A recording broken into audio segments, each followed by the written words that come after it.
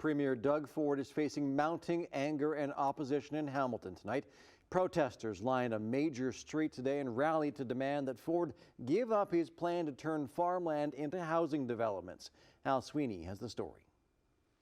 Close to 400 people lined up along York Boulevard. They were there to defy Doug Ford. It's an affront to democracy, what has been done here. Doug Ford seemed to think that he's a one-person show, that he can dominate entire Ontario. The protesters are vowing to fight Ford's plan to overrule Hamilton City Council and expand the city's urban boundary, pushing ahead with housing developments in new farmlands around the city. We're angry about this, and we're fearful about the future that this is going to bring for us. They say it's critical that farmland be protected and vow to do everything they can to stop Ford's plan. We need to be able to control our future in this community and other communities across Ontario. We have to stop Doug Ford. We know that he will bend to public appeal.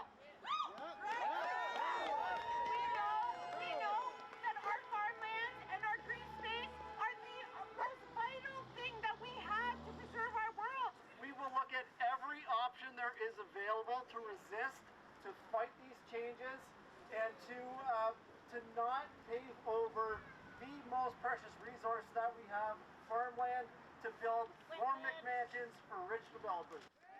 City Councillor John Paul Danko accuses Ford of betraying Hamilton and says the city may be able to fight back by withholding development money.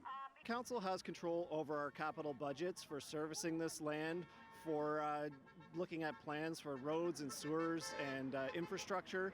So I think we need to go back to our staff, look at every option that we have to resist this type of growth. Along with expanding the urban boundary, the province wants to pull land out of the Greenbelt. This area in Ancaster is one of 3 stretches of farmland the province wants to remove from the Greenbelt for development. The province says it will swap other lands instead. Opponents say that other land is already protected or not suitable for development. We'll lose prime farmland with these swaps, and it's land that wasn't usable anyway.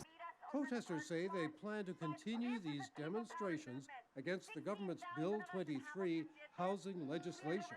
It's important for young people to be here to show and display a variety of ages who are in support of the opposition against Bill 23.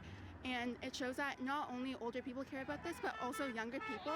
Organizers say support from the public for their concerns is overwhelming and growing. The demonstrators are planning more protests next Sunday. We reached out to the 2 Conservative government MPPs from Hamilton today, but they weren't available for comment. Adam?